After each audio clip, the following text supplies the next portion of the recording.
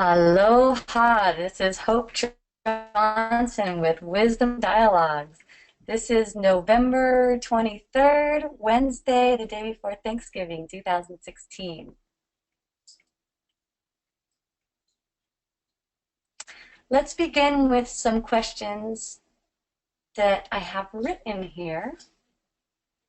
And if anyone has any questions during this, please feel free to raise your hand and I'll get to you as soon as I can. Okay, so here we go. Why is there rape in the world in so many different forms, and how can we stop it? That's an awesome one. Thank you.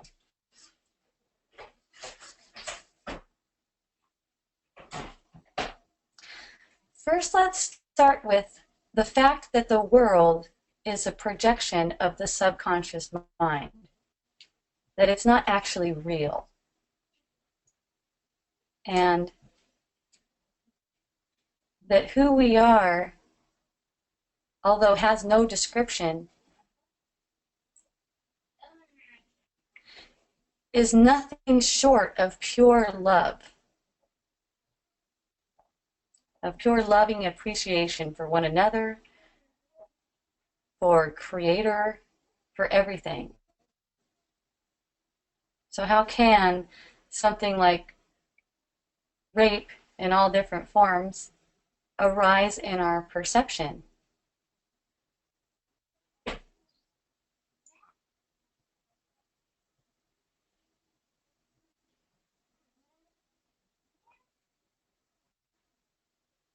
Well, every perception of the world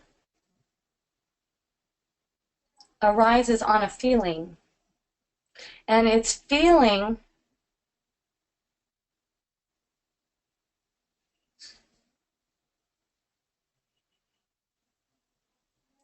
that's sort of like the material that the subconscious uses to project into the world.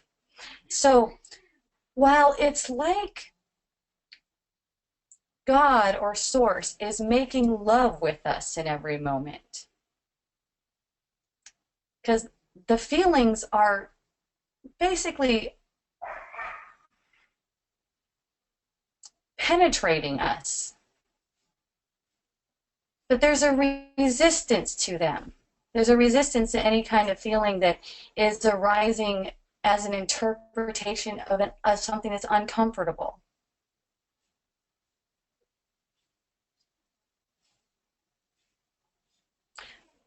When the thought doesn't resonate with what's really true about us, it produces a feeling that's interpreted as being uncomfortable, but it's not really uncomfortable when that interpretation is seen through. It's actually all ecstasy, no matter what the feeling is, whether it's sadness, loneliness, any kind of upset, anger, anything like that. When the thoughts about it aren't being pursued, it's pure ecstasy. It's a sensation at the level of peace. It's only that there's an identification as a person that is in danger somehow. So in that identification, there's resistance to the feeling, and that's why it feels like an assault. So here it is on a deeper level, much deeper than what we see on the surface, where it's sort of like a rape situation, because here's the Source giving us exactly what we thought we wanted. When it comes in the form of feeling like that, and it penetrates our body and it makes us feel uncomfortable and scared, we resist it and look at it as an assault. So with that being projected so much, it's impossible for us not to see examples of it in the physical form in the world. It's not that it's anyone's fault. It can't be anyone's fault because no one's going to do anything harmful unless they're ignorant as to the truth. It's impossible. But it's everyone's responsibility right now, only right now. So that means there's no accountability as in as a guilty party or something like that if there wasn't recognizing this in the moment. There wasn't allowing. In fact, we don't even have the power to make allowing happen like that. It's only in seeing that the allowing can happen. And it's fun, the awakening. Seeing the different ways the subconscious mind produces this play. And there's no need for anyone to feel guilty about it. Although, of course, if guilt arises, that's okay. It just has no meaning. It has absolutely no meaning. It doesn't say anything about us. So the second part of the question, how can we stop it? It's pretty simple.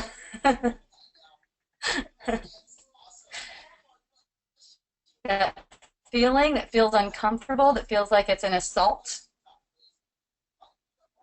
just let it in. Let it all the way in. Open up. The way it works for me is I picture myself like this. Oh.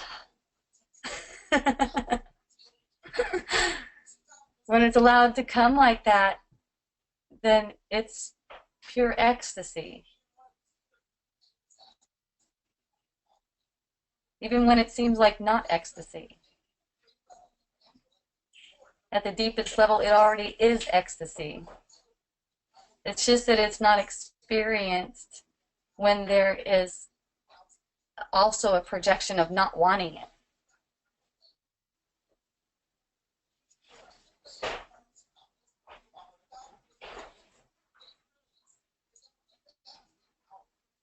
And there's just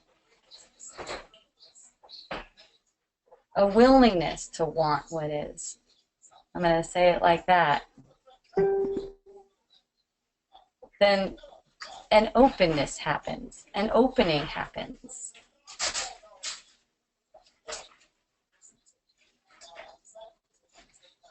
And there's a seeing through the illusion that this shouldn't be happening to me, or this shouldn't be happening out in the world too.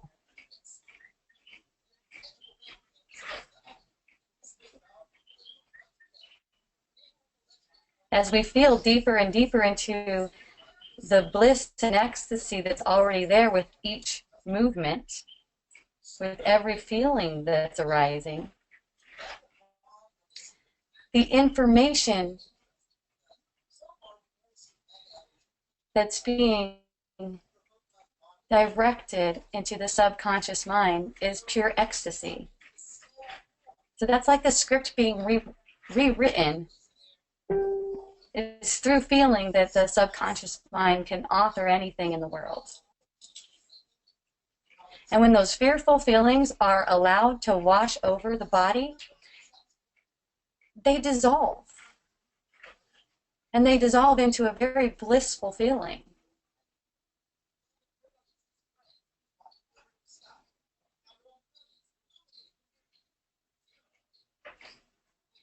And of course,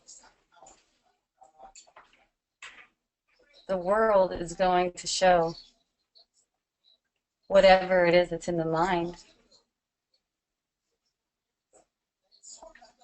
Probably notice it hasn't helped to put people in prison for this sort of thing or to shame them. We have more and more of it all over the place.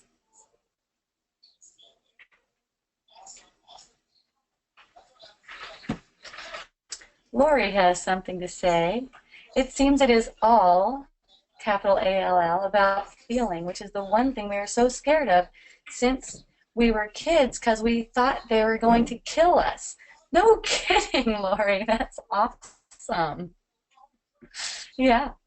Yeah, so that becomes an impression in the subconscious mind. So this automatic, this like, no, no, no, I don't want to feel that. It's kind of automatic. So it definitely takes attention to see what's going on, to even be willing to feel. Because a lot of us aren't seeing what's going on. There's a major blindness going on with the concepts of the world. And so when our attention is focused on those concepts, a lot of us, we don't even know we're feeling something uncomfortable. So how are we going to get in and feel that? And it's like there's not so much a how to it as there's an automatic movement toward it. There's an automatic movement toward that allowing in the mind. It's already happening, so there's nothing to really do. Like, you have no homework from seeing this webinar. You just happen to be hearing something. And there's nothing to really do about it. Because that desire of the heart to be completely free is driving every single experience that's arising. That's also projecting from the subconscious mind. There's nothing to do about it. Yes, Lori, we carry the idea that they will kill us even as adults. No kidding. See that going on in the greater picture. You could see it going on with politics. You can see that going on. It seems like there's a risk of death if one certain party, depending on what side, depending on how you're conditioned, which conditioning your mind has to be on which side the other side is going to kill.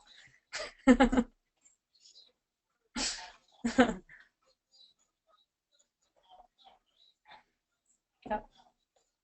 And that's how it is when we're experiencing conflict with another person. It feels like if they win the argument or whatever, it feels like we might die, and that's why we get so defensive. That's why we need to defend a point of view. It's funny, right? The fun thing is that when it's seen like that, all of a sudden there's no point of view to be defended. When it's just seen like that, just kind of like watching this identity identify with the world, identify with its own concepts, with its own point of view, with its own conditioning. I know what's right. And I'm going to defend it.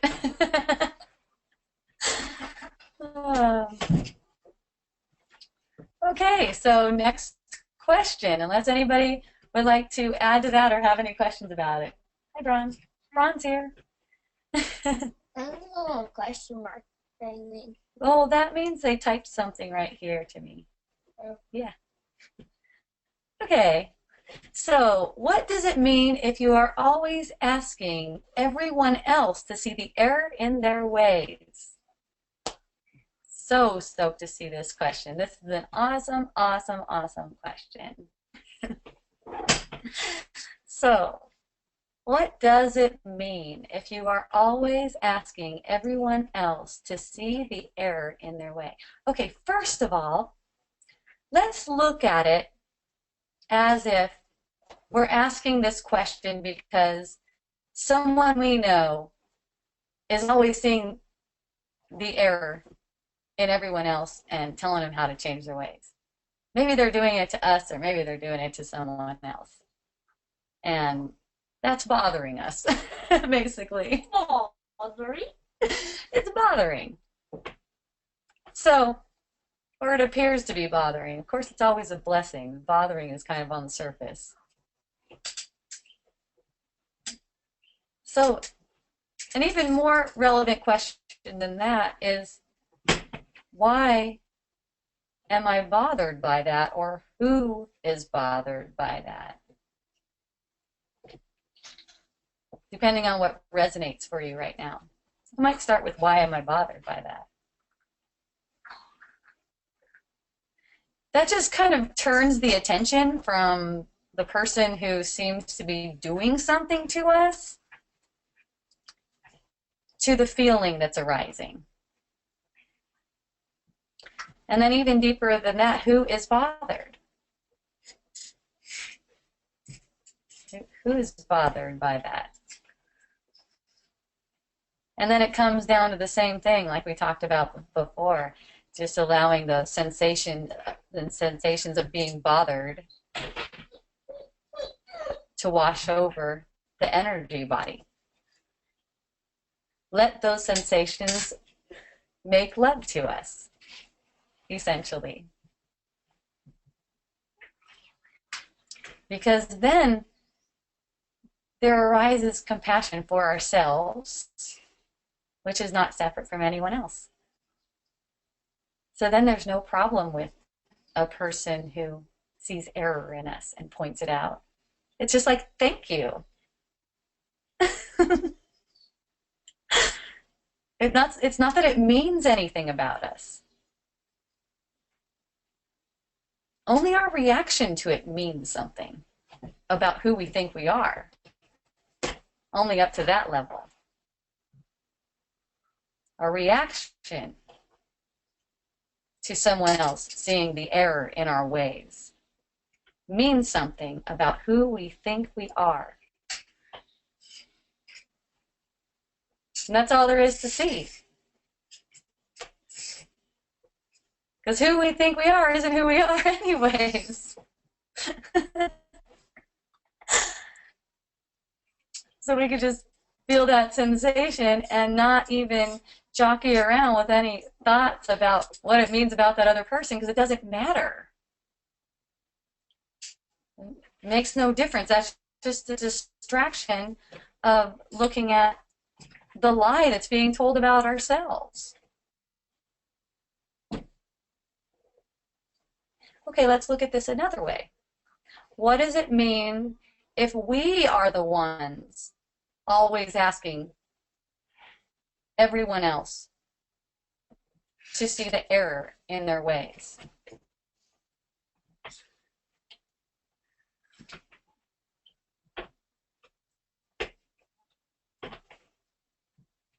Well, it means that there's seeing error in us. It means the subconscious mind is seeing error in us. It means that there's an identity with a person who can be in error. Of course, that's a perception, that a person can be in error. There can be any error in our ways. Okay, so when that is repressed and we don't want to see it because it makes us feel bad, then the subconscious mind projects it outward. So then there's something wrong with other people and they need to be fixed, and we know how to fix them. Isn't that funny? Okay, is laughing. Now I need a screwdriver here. I need to fix some people.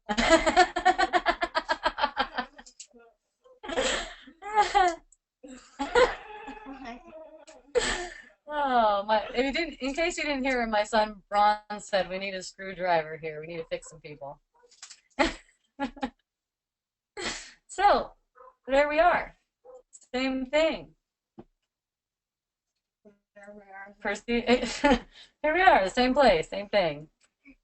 Perceiving someone else to be in error or have error in their ways. Again, look where that's coming from. Just see where that's coming from. And of course, feel the feelings. the feelings aren't as noticeable in this case, where they're projected out into some other form. And that's one reason the subconscious mind projects them outward like that. Because if we're actually seeing error in our own ways, we can feel that more than if we're seeing errors in the ways of another person. Unless the error in their ways seems to be directly affecting us, like we feel wronged by those errors. Then we'll feel it. Then we'll feel it more. It'll feel like more suffering. But just the projection that someone's erroneous and they don't seem to be directly affecting us, that can temporarily make us feel better about ourselves. But still repressing that thought that we are in error, that we are anything that could be an error. I see a hand. Hooray! It's Alana. Hey, I'm going to Alana. Hi. Aloha. Aloha. Hi. Um, so I love that you're talking about this because right now I'm traveling with my family and Uh-huh. there are a lot of times where, we're all in very close proximity to each other and there are certain Yeah. things that get under my skin that my father does and Okay. I'll just tell myself like, okay, just like feel it, okay, just respond as kindly as you can. And sometimes it doesn't come out kindly, but then I'll kind of go through Sure. the day, and then my sister and I will come together at night, and I don't want to talk about what had bothered me during the day. Like I kind of just want to Mhm. let it go and move forward and be happy. But for some reason, when we get together, it's just like it just starts pouring out of our mouths. Like, oh, this bothered me, and this was annoying, and this was annoying. And I guess I wonder if there's a way, if everyone's just part of, a reflection of my subconscious, certain people can bother me and then certain people I can connect with. And I'm not sure why some of those people, like as much as I don't want to dwell on the negative, with them we just like blurt out all the negative that bothered us. And I don't want to do that, but it almost just seems like the human thing to do to just be like, oh, well, that was so annoying, and that was so annoying, and I don't know. Uh-huh. I'm not sure where my Yeah. question is, but just like I want to feel it and move on, but for some reason these characters in life come up and it's challenging. I don't know. Yeah, I hear you. Well, for one thing, and something that I can hear in your voice, it's like there's a little bit of sadness for this having to happen again and again and again. And right now, what's happening in your body right now can just be felt without trying to change the situation or um, trying to improve on it. Just that what's being felt right now could be completely allowed. Because what I see here is that this aftershock or after effect of having basically had a bitch fest, engaged in a bitch fest, right? This after effect is what the ego craves. Do Mm-hmm. you see how this is happening right now? So it's like in this moment, what's being felt right now. That's what really is like asking for compassion right Mm-hmm. now. Okay, and then as that after effect, that aftershock shock isn't being craved. See, because it hasn't had the affection and the compassion, the after effect is really a strong pull for that to happen, so that you can identify again as being kind of like helpless in the situation. Okay. Mm-hmm. So as it is right now, the sensations that are arising right now and what's telling you that what happens isn't okay, that's the place where compassion can come in. So that's the where to look as far Okay. as not pursuing the thoughts about it, because that's what's making the suffering grow in that respect.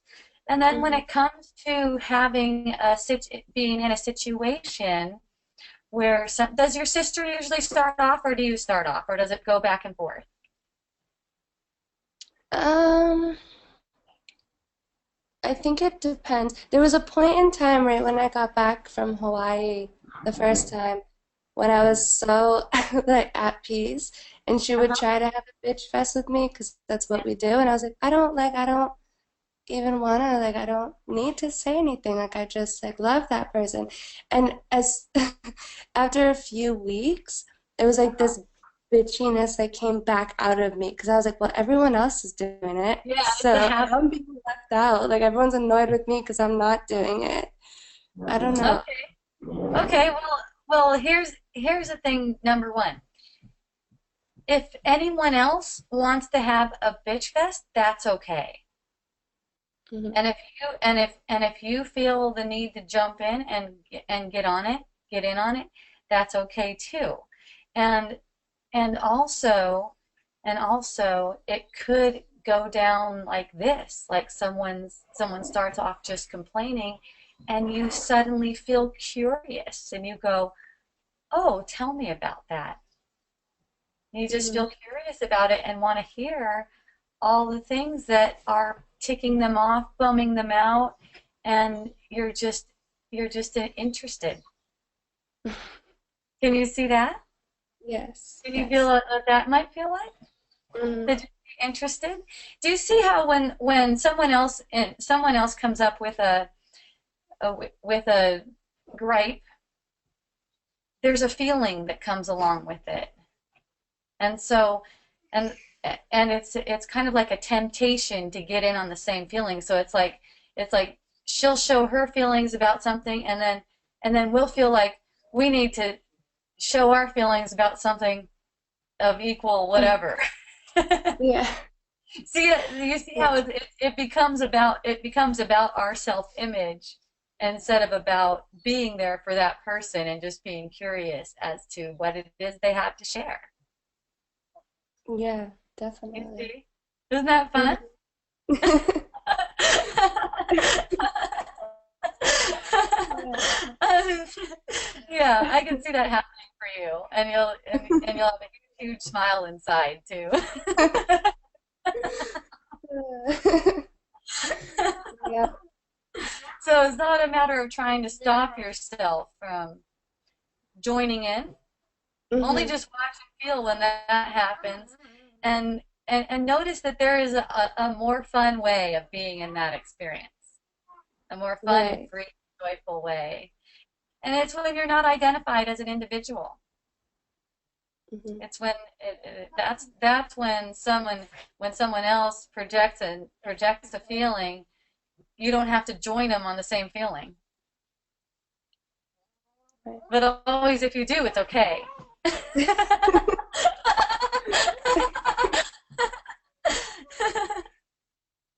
See, it's fun. Yes. Uh, yeah, that So makes me you have feel a little anything else? better. What did you say? I said that makes me feel a little better because we just had a bitch fest in my room about 20 minutes ago or 30 minutes ago. And so looking at it in a way of compassion and just us kind of reflecting onto one another, I don't know, I see it in a little bit of a different light. Doesn't really matter what we were talking about, but we were just kind of together bouncing Yeah. off. Yeah. Well, thank you, Hope. Yep.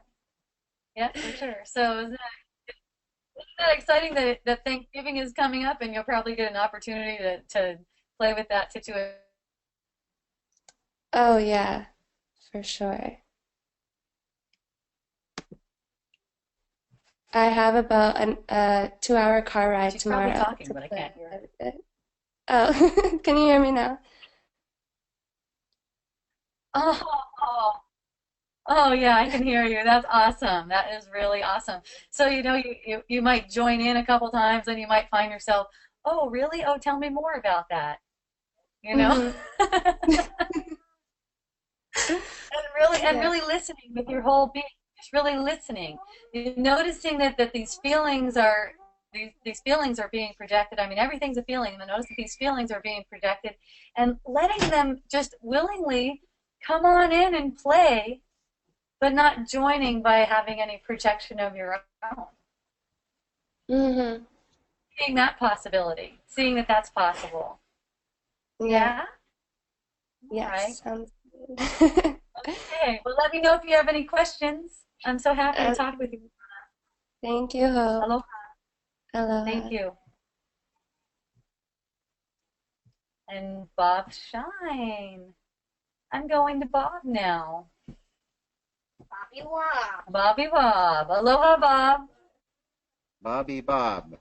So yeah, so I was just listening to Alana there, and I'm just wondering if she can talk to her dad about what's bothering her and her sister, because it's more important instead of them to have a bitch fest together for them to openly communicate with their dad, and maybe that can be remedied if he understands that what he's doing is irritating his daughters, although maybe he's like set in his ways and they feel like it's not going to do any good. He's not going to change, but then that's a concept.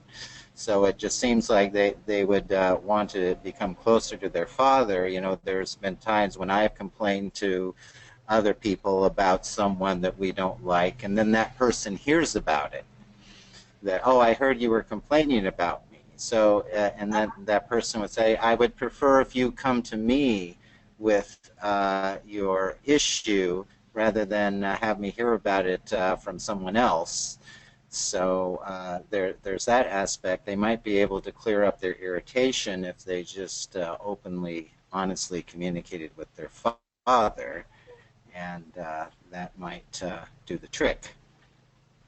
Okay, well that may or may not happen, but that's also on the surface. So it's not really relevant as far as the transformation goes. You know what I mean? That's something that happens on the surface. Um, that's actually like trying to know what the characters in the dream should be doing. Okay, as far as talking to the dad, that may or may not be necessary. And if it does happen, it does happen. And then if it doesn't, it doesn't. But the main thing is working at the level of the feeling. And I can speak from experience on this one, especially like being married and having children and stuff like that. Trying to take that approach as if I can go up to people and tell them this bothers me, and then they go ahead and change their ways for me. For one thing, it's not lasting. For another thing, it's not sincere. What I've seen is people either changing their ways, or else whatever they were doing before is just not even an issue. It just becomes not even an issue. And that's where the freedom is. There's not really freedom in getting people to make you feel better, because they may or may not. And when the feeling is addressed and allowed in the body, then there's not that tension between you anyways. So if something does need to be spoken, it'll come up. But there doesn't need to be any rules about it, as in, if you find yourself complaining about that person, go talk to that person. That's not necessary. It may happen. If it happens, it's necessary. But before it happens, it's not necessary. You see what I mean? Yeah, well, obviously that's just a surface situation. That's not the core of the issue. The core of the issue is, like you say, the feeling of irritation and complaint, and then you get with someone, and then you feel some kind of an ego boost from feeling like that person is wrong, or that person is there's something wrong with that person, and and I'm somehow better than that person, and then you get to commiserate with someone that agrees with you, and you both kind of get a little ego boost from saying that this person, there's something wrong with them. Sure. So yeah, so then like you say, it's all just a bunch of ego entanglement, basically. And Yeah. there's not, there's, trying to take the specks out of the other person's eye, but you have the beam in your own eye.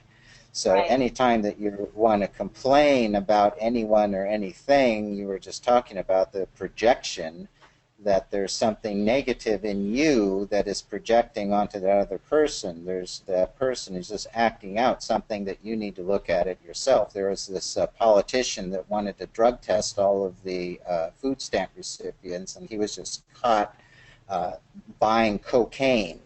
So that's just it. See, when you criticize and condemn other people for other things, there's the example of it, that that's something that you're denying in yourself and projecting it onto someone else, making them guilty for something that you need to look at in yourself. That's fun, huh? Yeah.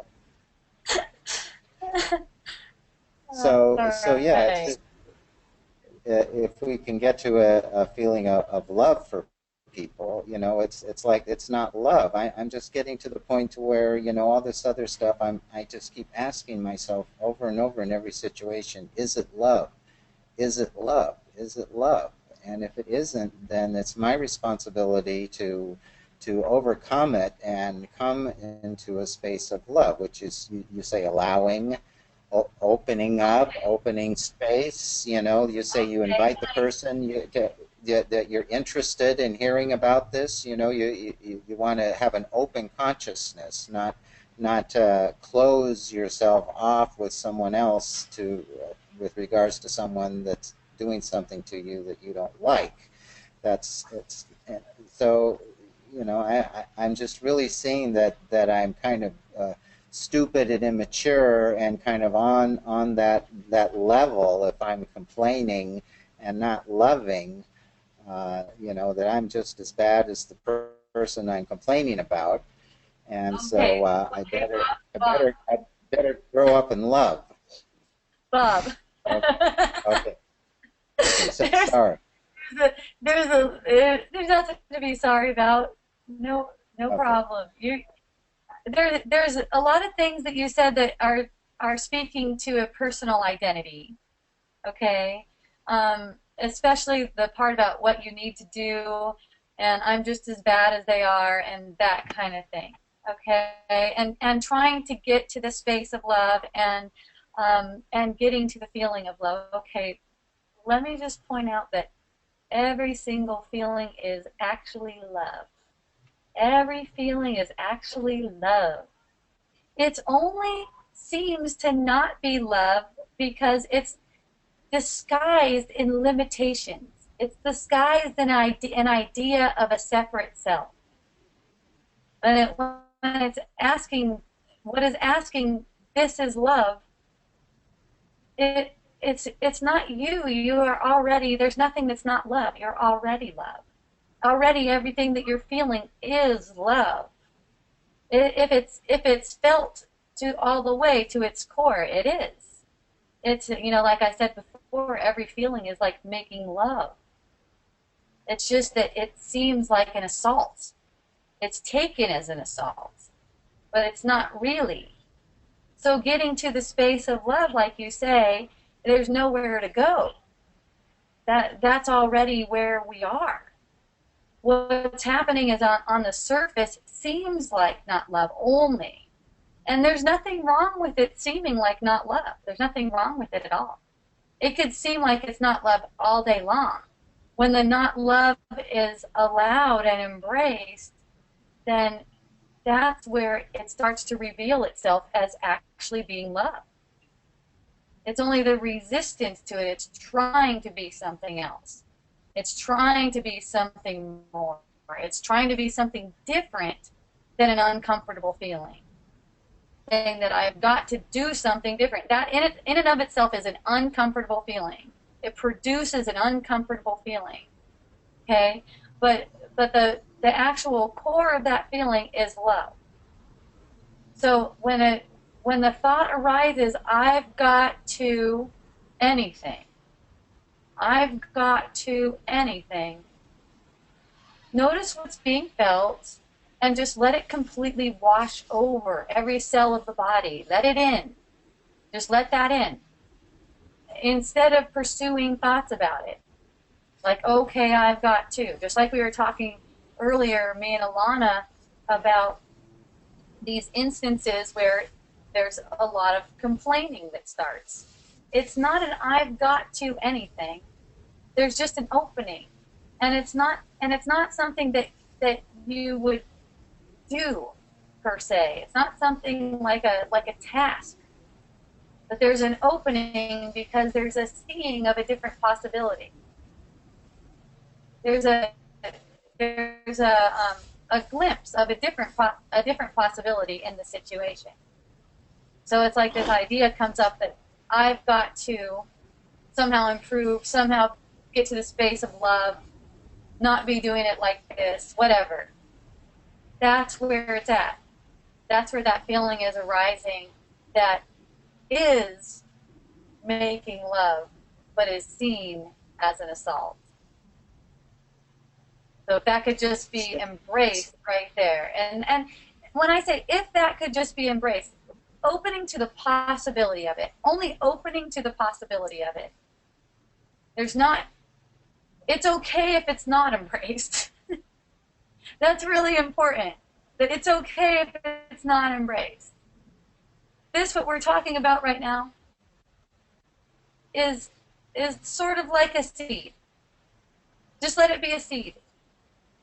What's happening is the seed's getting crushed and destroyed before it has time to sprout, because there's all these mind energies around it trying to work it out on the surface as a surface being, as a character trying to improve upon itself.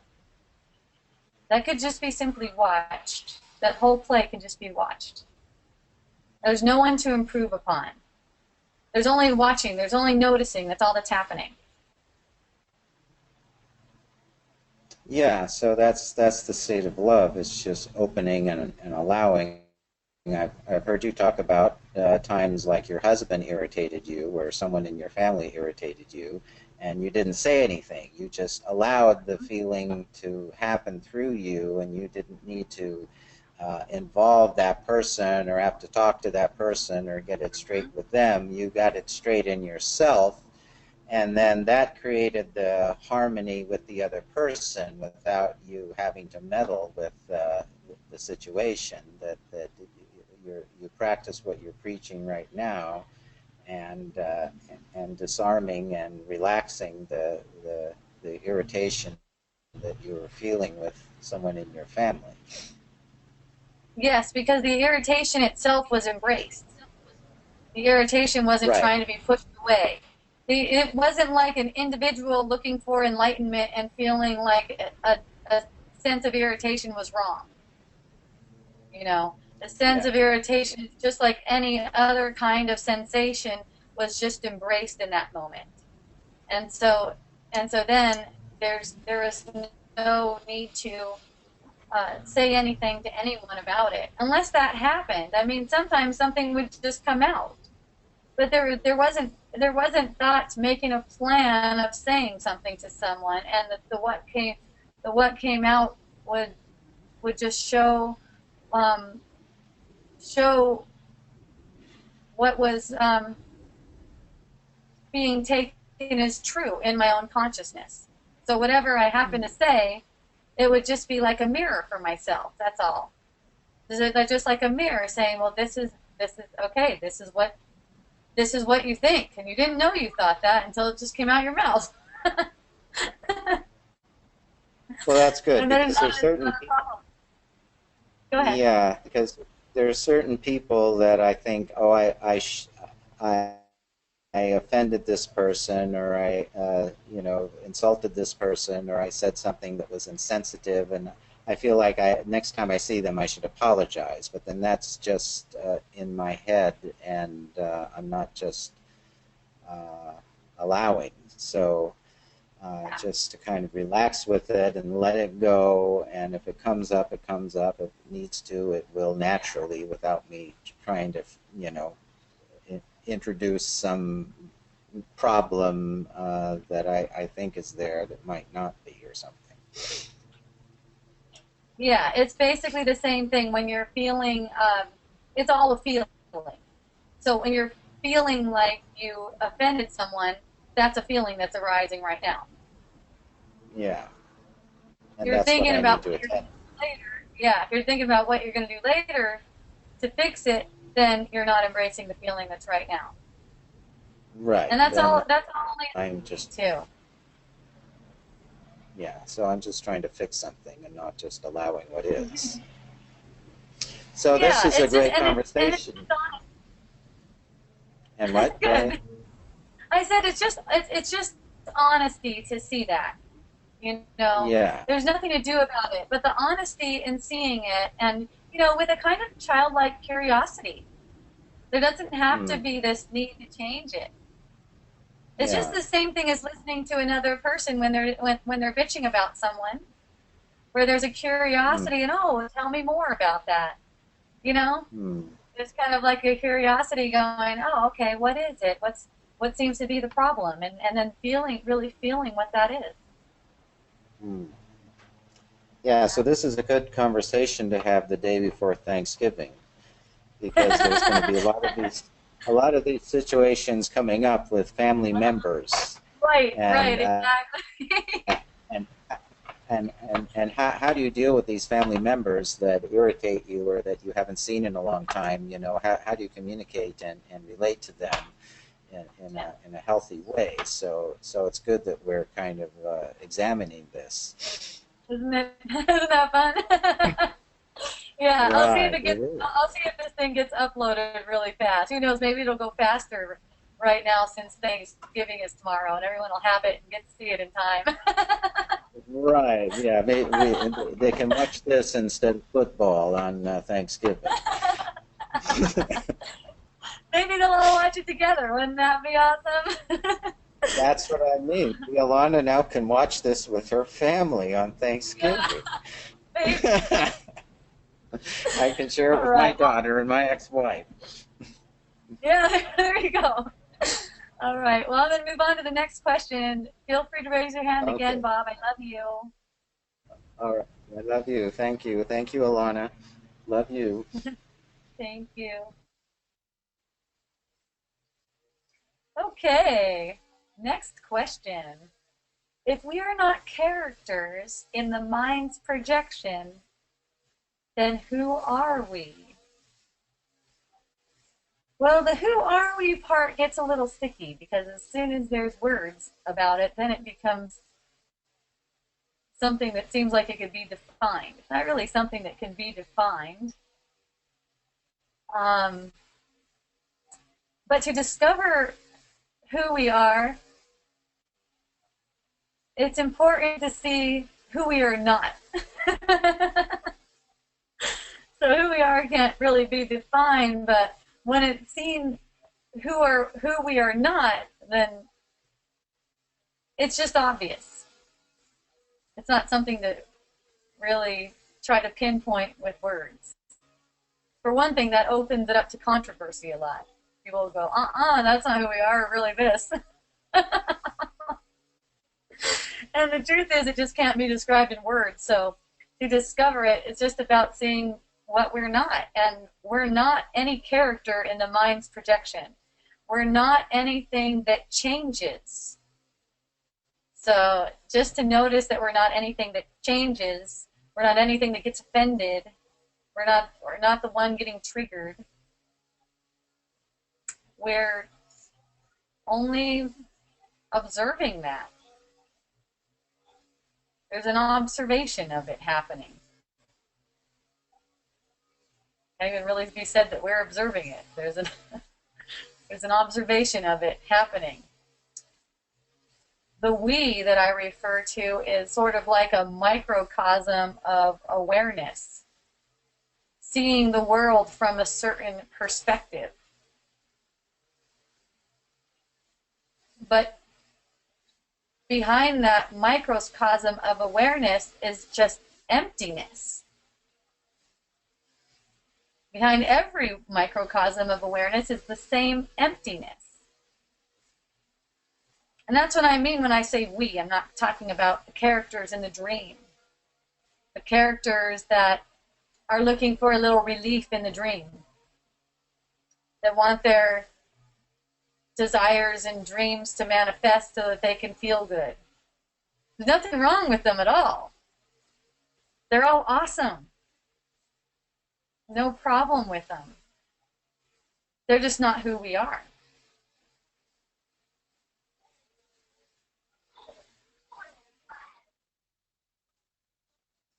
And so even if the character thinks that it can change the world,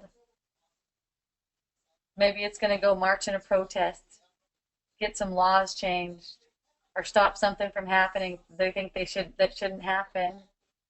It's all for fun. It's all for fun.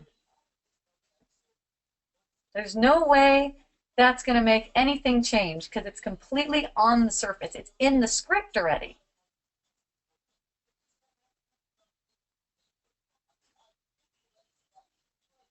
But we have all power because right now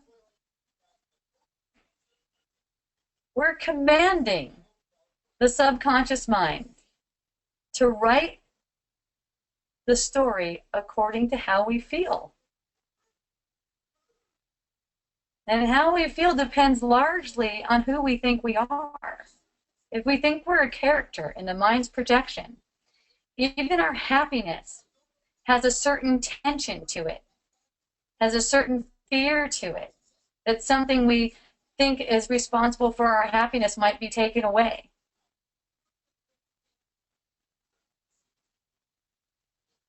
So in opening up to knowing who we are is opening up to seeing who we are not. And then everything can be allowed to play. There's no right or wrong. You know, sometimes I have people come up to me and say, well, I don't vote because I think voting makes us less free. And then another person will come up to me and say, I vote because that's my responsibility. And you know, the truth is it doesn't matter either way. I'm not impressed either way. That's just conditioning speaking. It doesn't matter. Whatever the character does in the dream is part of the script.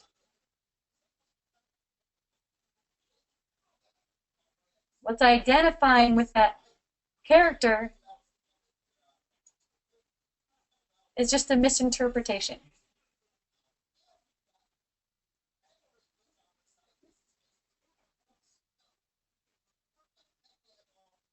So it's just seeing what we are not. We are not anything that passes away, that changes, that wants anything or does not want anything. Hooray! So unless there are any questions about that, I'm going to move on to the next one. Looking for hands. Nope. Okay. What is honor and can it be cultivated? Honor. What is honor? I didn't even look it up. I'm not sure what the actual meaning of it is. What does it mean? Anyways, doesn't matter. Apparently, whatever it means. So, like any virtue, that's just something that arises spontaneously.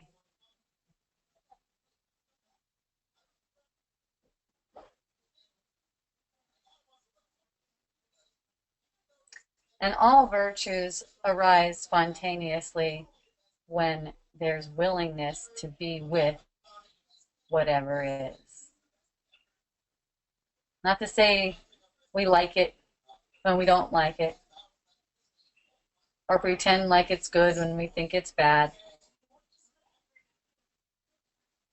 Just to be open to allowing it, letting it be okay.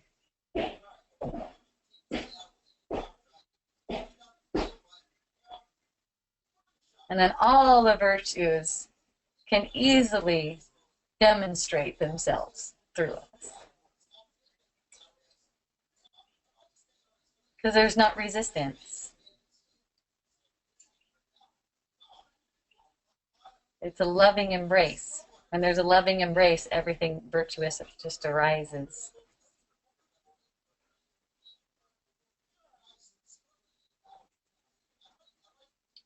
Anyone have any questions about that one? I'm about to move to the next one. Okay. How can we allow peace, unity, and ecstasy within ourselves when we perceive so much unrest, division, and suffering in the world? So this question can take on two different meanings. One of them is, how can we allow this for ourselves, meaning we should feel like the other people we're perceiving. Because it wouldn't really be fair for us to experience all this peace, unity, and ecstasy when there's all this suffering going on in the world.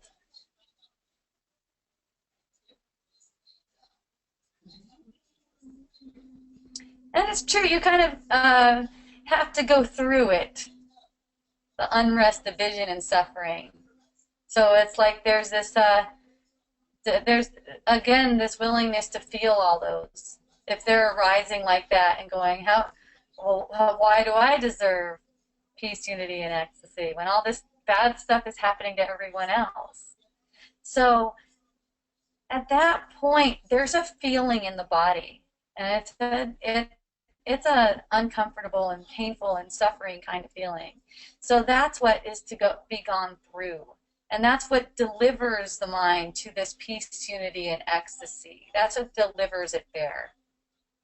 Even as the unrest and division and suffering, that's already there. It's already an ecstatic feeling, really. But it's not recognized as long as there's an idea in the mind where it's holding us as guilty or as shameful, so like we should be ashamed for feeling happiness or anything like that. And another way of taking this question is, how can we do it, basically, while this perception of unrest, division, and suffering are arising? Well, for one, they're not arising in the world. They're not really arising in the world. That unrest, division, and suffering is actually arising within. Because the world isn't actually there. It's not real. It's actually these feelings arising within in a projection of a world. So one how is just noticing that that's what's going on. And to be able to notice that takes feeling it. It's allowing the feeling to penetrate the body. Let it make love to you. But when there's believing that this stuff is actually happening, and there's someone who could possibly do something about it, then there's a kind of pressure, a cloud that keeps us from really feeling what that is. So it takes going through the feeling, no doubt. It takes going through the feeling.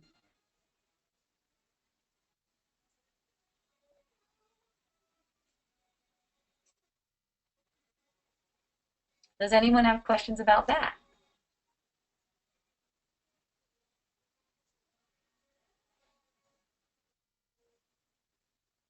Hooray. Lori, I see a Lori hand. How fun. Aloha, Lori.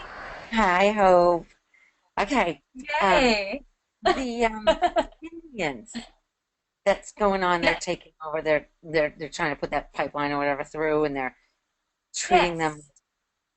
They're taking their land again. So this is all part of the illusion, and Yes. because there are strong feelings that come up to want to Yes. save them, want to do Yeah, something. right.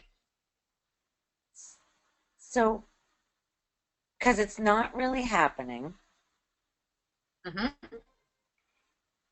and all I have to do is deal with or feel those feelings, and everything's okay. Well, everything is okay, and feeling the feelings is how you reach out to them. If you happen to reach out to them on the surface too, that's okay, and if you don't, that's okay. You don't have a Ah, choice in that. You know I, it. You know that. I see. See? So you Yeah. might do some, who knows, you might end up marching over there. It doesn't matter because it's all the same. It's all the same. It comes down to the same thing. It comes down to, are you willing to feel that, or is it a resistance to it? Right. You know, It's a res- you can feel for them, and that's how love is shared. right. Feel for them, but resistance towards the government and people who are resisting them. Right. Yeah, there's all the kinds of resistance going back and forth, you see? And it only looks like it's going back and forth, but it's all resistance within. It's just manifesting on the surface. Right. So it's resistance with everybody who hears this. And so my Yes. my feeling of it and then feeling the love is what's going to help heal instead of add more resistance. Yes, exactly. Exactly. That works so immeasurably more. Well, it can't even be measured because stuff that goes on the surface, that's not doing anything. It's written into the script. It's written into the script. It's already a projection of the mind. It's Mm. not that's not doing anything. That's not actually changing anything. Any change that happens comes from a change of mind. Okay? Okay, so it's a change in the mind here, which is part of the global mind. That's right. Okay. That's right. So there's no need to change another person's point of view either. Right. There's never a need to do that. Yeah. People are open to it. Yeah, the sharing happens and help that. But Mm. there's obviously if somebody wants to resist that, then that's what's happening. That's Right. cool. I got it. Yeah. I got it. Yeah, you do. You got it. You got it, baby. I know you do. So grateful Thank for you. you. That's awesome. Mm. Yeah. Lots has changed here. Lots has, Yeah. yeah, yeah. It's pretty Yeah. cool. Yeah. Okay. Well, thank you. Okay. And Thank thanks you for too, doing these Rose. dialogues again. Oh, I'm so grateful. So am I. Thank you for being here. I'm Yay. glad to be. Okay. Have a Yeah. nice All Thanksgiving. right. Aloha. Happy Aloha. Thanksgiving to you. Aloha. Thank you. Okay, so it's been an hour now, and I've been through all of the questions that I have in writing. So if anyone else has any questions, please feel free to raise your hand within the next few seconds. Otherwise, oh, Bob.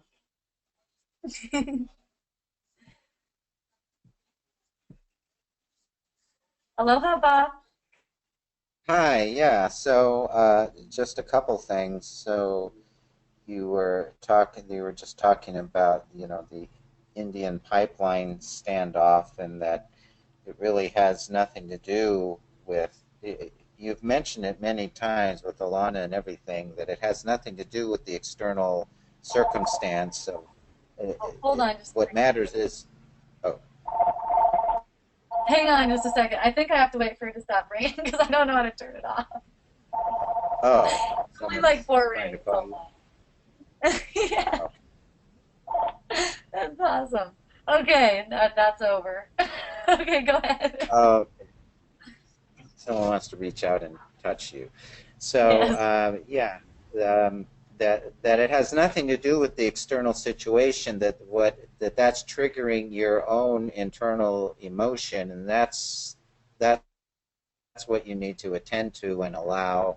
And like you say, then you open up, and then you're loving that feeling. You're not resisting it or wanting to change it or do anything in the external to fix it. That's just part of the script, and it's just all on the surface. That you just have to be and abide and allow with that feeling, and it has nothing so much to do with your dad or Standing Rock or anyone or anything on the outside. That's just triggering what I would need to allow and move into and love, for that feeling to fully flower into that feeling of love. So yeah, that's just it. It just, like you say, everything becomes love then. Yeah, it's just in seeing it for what it is. Just in really seeing it for what it is that the allowing takes place too. Yeah, You know, yeah, what seeing it that, is, and not seeing that wanting to the, yeah, as in, it's not that on the surface. And it's not anything that we need to do either, right. or anything Yeah, that we need to just not do, or anything like that. Yeah. yeah, just feel it when it arises, to feel it, and not try Yes. to heal it, correct it, or transform it, but just to feel it, and then that's what opens up then to the feeling of love, that you can Yeah. love all your feelings Yeah. Super, instead of super simple. yeah. Yeah, keeping And it super okay, simple. that's it. That's the Yeah. simplicity of it. That you don't have to meddle in anything in the Yes. outside world or But whatever. then you It's just can. with But then you can if you find yourself doing that. Like whatever you're yeah. Well, doing, it's really, it really comes down to, Bob, like whatever you seem to be doing is okay. yeah. Well, if you're taking care of it within yourself, then maybe there will be an appropriate external response that can bring harmony to the situation. But until you Oh, brought but harmony within yourself, yeah, I don't know if there's anything you could do on the outside that would bring the harmony that you think yeah, it's you want. impossible. It's just Yeah. impossible. There can be some temporary relief. Seems like there's some harmony has been brought in, but that temporary relief just gives way to the same kind of upset that was there before, and with more volume. It comes on even stronger and stronger through the life. Right. Yeah, because you're focused on the externals and not Yeah. on the internals of your feeling. And That's what. really, when everything that we feel is okay, then everything that arises in the world looks okay too. Yeah. Well, that's just it. That's unconditional love. There's no conditions. Yeah, You there's no love it no condition. matter what. Yes, yes. Uh, and then I just want to briefly go back to what you were saying about, who we are, and that we find who we are by knowing who we aren't, Yes. who I am not. Yeah. But basically, it seems like when you whittle it down to it, you're basically nothing, because anything that you could say that you are is just another identification, is just another thing. They say, oh, well, God is an experience. Well, even an experience, you have to have an experiencer. And they say God is consciousness. Well, consciousness, then who's aware of consciousness? It seems like that there's just awareness. You talk about we're all a microcosm of awareness, Yeah. and that basically any form or any thought or any word or symbol or anything you can see, hear, taste, touch, and smell is not you. Yes. You just whittle yourself down to like being totally invisible, Yeah. totally nothing. Even There's this being quote in the aware. Bible. Go ahead. Even awareness itself is there's Well, something beyond that. as the word, because it's not the word. right, yeah, but we're talking. We So, so, define so, that so, way. yeah, so that's just it. It's kind of beyond all words and thoughts and form Yeah. and phenomenon. Jesus says he hangeth the earth upon nothing.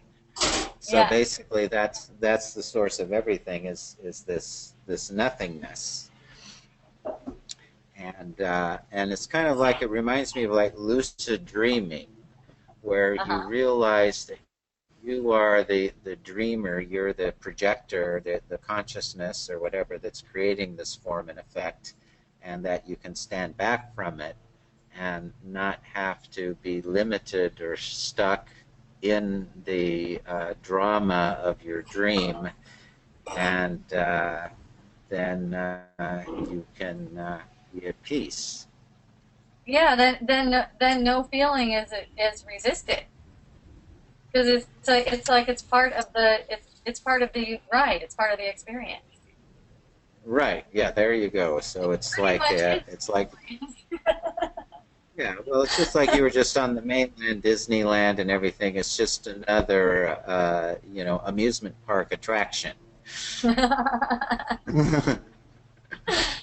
Yeah, and then what happens is then there's no need for the amusement park to manifest itself in any particular way. It doesn't matter what ride you go on next. That's right. It's like you say. It's all fun. Yeah, it's all fun. That's right. It's all fun. That, that's right. It's all loving fun. So, Yes, I, loving fun. I, It's gee all whiz, making love. I think I feel a song lyric coming. I think I'm going to write a song about this. How beautiful. Yeah. Isn't there a song, You Make Lovin' Fun? I don't know. If not, there could be. Okay. Well, I guess we're all heading to Thanksgiving fun. So thank you. I'll see Yeah, you tomorrow. you. Love I love everyone. right. Right. All right. Aloha, everyone. Until next week.